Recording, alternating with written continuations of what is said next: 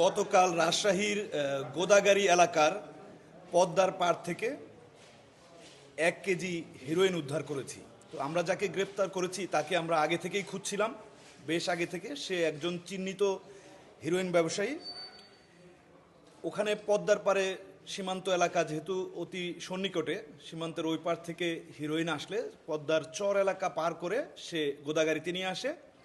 এরপর সে অন্যান্য খুচরা ব্যবসায়ীর কাছে হস্তান্তর করে থাকে। ওই এলাকাটাই এমন, আপনারা জানেন যে গোদাগাড়ি হচ্ছে সীমান্ত নিকটবর্তী এলাকা।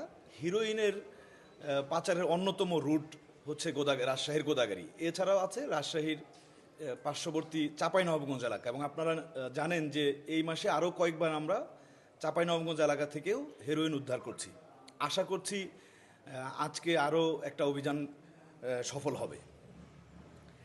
এছাড়াও আমরা গত 22 নভেম্বর অর্থাৎ শনিবার দিন রাতে বাঘা পাশে যে পদ্মার চর এলাকা আছে ওখান থেকে একটি বিদেশি পিস্তল এবং 2টি দেশীয় অস্ত্র উদ্ধার করেছি। কিছুদিন আগে 9 নভেম্বরে যে একটা বড় অপারেশন হলো, অপারেশন ফার্স্ট লাইট, যেটা আমরা পুলিশের সাথে যৌথভাবে করেছিলাম, ওই এলাকা থেকে ওই অস্ত্রগুলো আমরা উদ্ধার করি। ওখানে যে কাকন বাহিনী ছিল তার সাথে তার যে প্রতিপক্ষ মমতাজ বাহিনী, সেই বাহিনীর হচ্ছে এই অস্ত্রগুলো।